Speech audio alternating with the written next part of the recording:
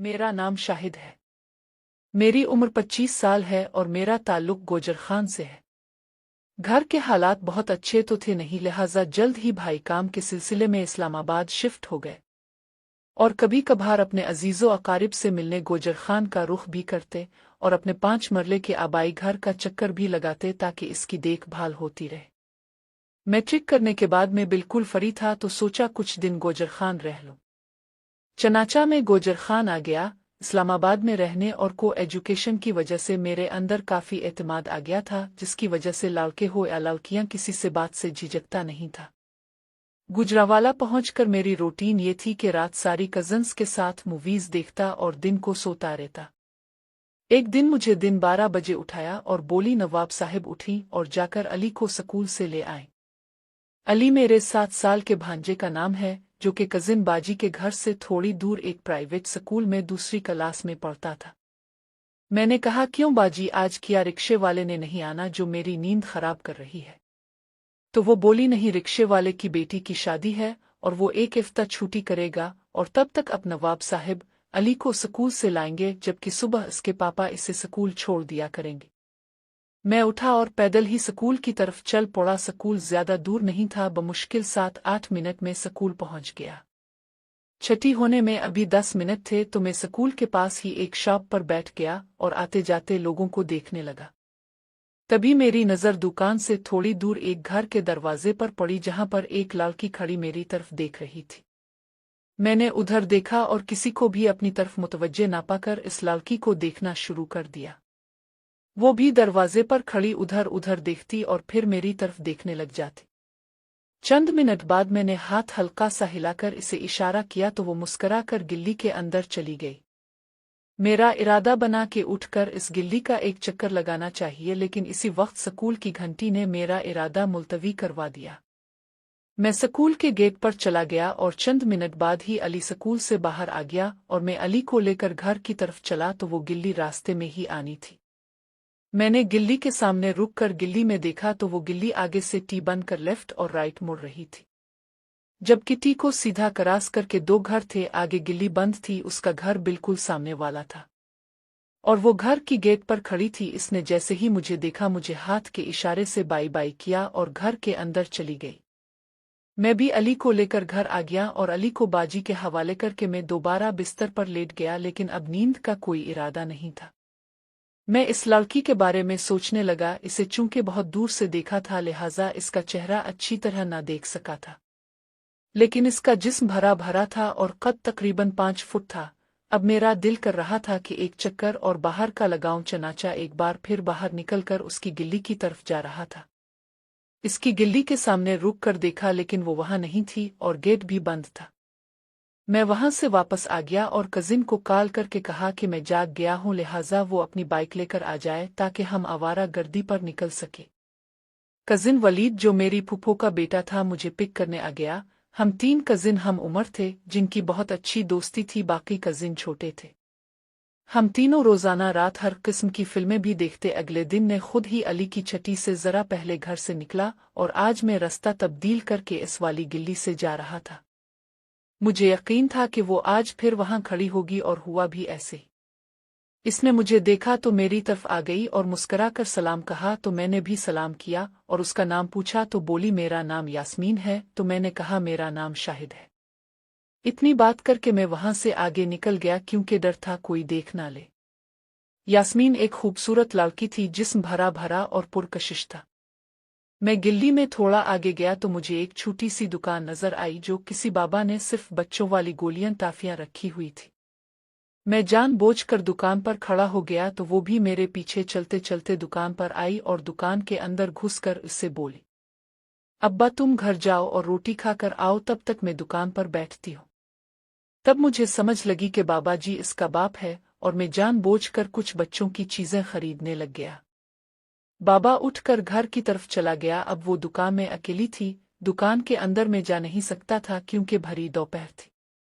बाहर खड़े खड़े इससे बात करने लगा। मैंने कहा, क्या तुम हर किसी से ऐसे ही बात करती हो जैसे मुझसे करती हो? तो वो बोली, नहीं, मैंने आपको 2-3 दफा देखा और मुझे अच्छे लगे हो इसलिए आपसे बात की। मुझे वो ज्यादा पढ़ी लिखी नहीं लगी, शायद स्कूल का मुंह भी नहीं देखा था। लेकिन मैंने इससे पूछा नहीं क्योंकि मेरे लिए इतना ही काफी था कि वो एक जवान लड़की है। खैर, इससे बातों बातों में पता चला कि वो 3 बहनें हैं और 2 भाई। दोनों भाई मजदूरी करते हैं और ये माँ बाप के साथ दुकान पर बैठती है। एक बहन इससे बड़ी 26 साल की है और दूसरी इससे छोटी 17 साल की और उसकी उम्र 20 साल है। इतनी देर में इसकी माँ आ गई तो मैं दुकान से हटकर स्कूल की तरफ निकल गया। अली को वापस लेकर जाते हुए भी वो इसी जगह पर खड़ी थी। इसने मुझे हाथ से बाई बाई किया और गिल्ली में चली गई। अब मैं सोच रहा था कि किसी तरह यास्मीन को मिलूं कहीं अकेले में, लेकिन कोई हल नहीं मिल रहा था। अगले 4 दिन भी इसी तरह हल्की फुल्की बात हो जाती, लेकिन कोई चांस नहीं बन रहा था। 5वें दिन मुझे भाई ने इस्लामाबाद बुला लिया और मेरे ख्वाब अधूरे रह गए। इस्लामाबाद आकर यास्मीन से राब्ता बिल्कुल खत्म हो गया, क्योंकि ना तो इसके घर में फ़ोन था और ना वो इतने अमीर थे कि मोबाइल फ़ोन रखते। तभी एक दिन बड़े भाई ने मुझे इत्तला दी कि उन्होंने गोजर खान में पुराना घर बेच कर कजिन के घर के पास एक कनाल का प्लाट लिया है और अब इस पर कंस्ट्रक्शन करवानी है, जिसके लिए घर वाले कुछ अरसा गोजर खान शिफ्ट होने का सोच रही है। फिर एक दिन अम्मा और भाभी को लेकर भाई गोजर खान चले गए। भाई का इरादा था कि वो कजिन सिस्टर के घर के नज़दीक कोई घर किराए पर ले लेंगे और वहां रहकर हम अपना घर बनवा लेंगे। मैं फिलहाल इस्लामाबाद ही रह गया, क्योंकि यहाँ भी घर को खाली नहीं छोड़ा जा सकता था।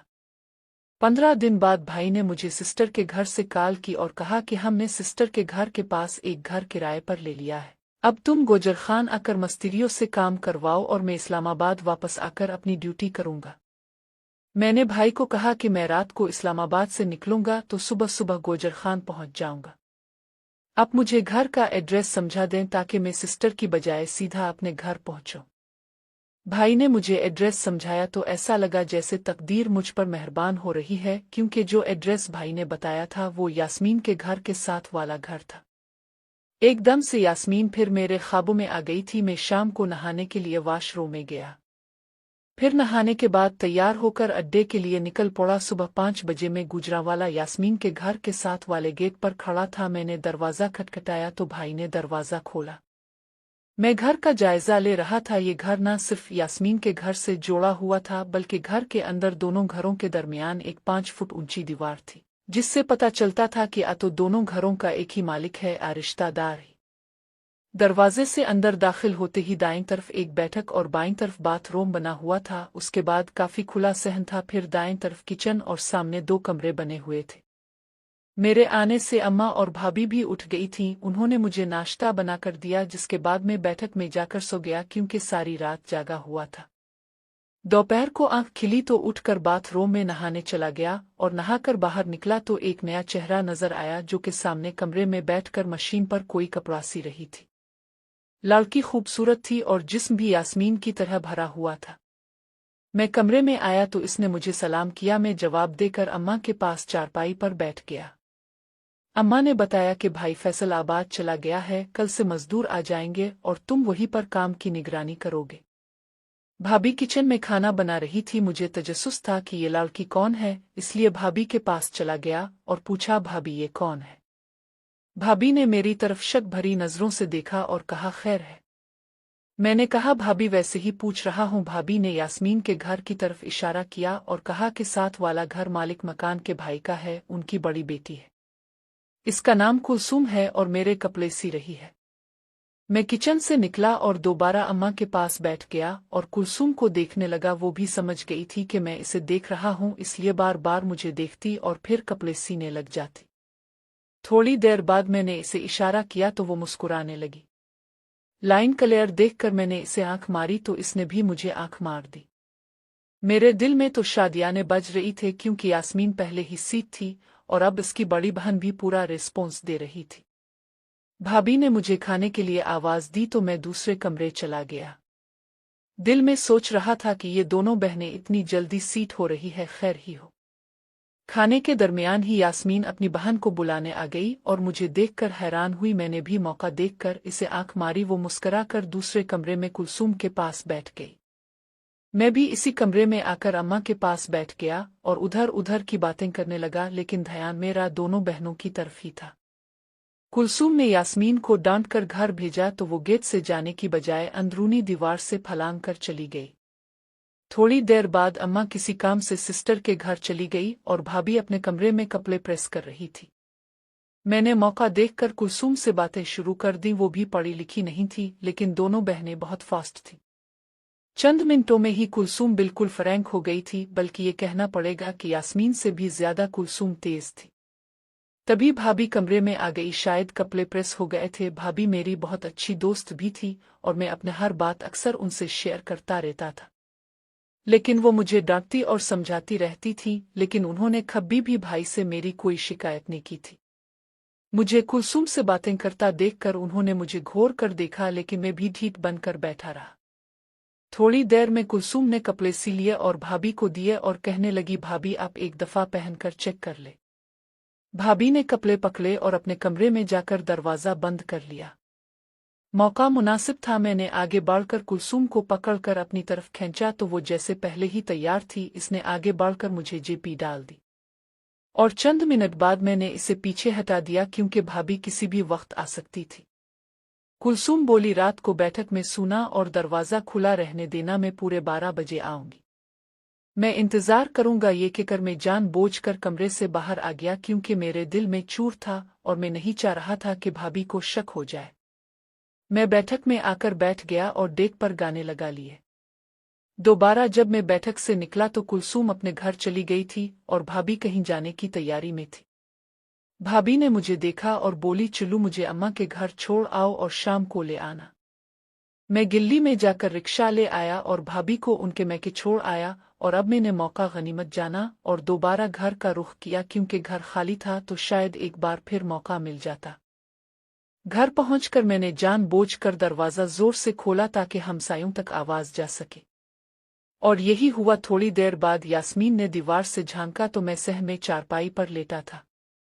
मैंने इसे इशारा किया तो वो दीवार से हमारे सह में आ गई। मैं उठकर अंदर कमरे में आ गया, क्योंकि डर था कि हमसायों में से कोई देख ना ले। अंदर दाखिल होकर पहले मैंने कुलसूम के बारे में पूछा, क्योंकि अगर वो आ गई तो यास्मीन चली जाएगी, बल्कि दोनों चली जाएंगी। यास्मीन ने बताया कि कुलसूम और अम्मा किसी रिश्तेदार के घर फोतगी पर गई हुई है और शाम को आएंगी। घर पर सिर्फ अब्बा और छोटी बहन रजू है। मैंने इसे गिले से लगा लिया और कुछ देर बाद अचानक कमरे का दरवाजा एलिजा सा खटका। दरवाजे की आवाज सुनकर जैसे मेरी जान निकल गई हो और वो भी परेशान हो गई। इतना मुझे याद था कि मैंने गेट को लॉक किया था, इसलिए ये जो कोई भी है यास्मीन के घर से दीवार फलांग कर आया है और मेरा दिमाग घूम रहा था।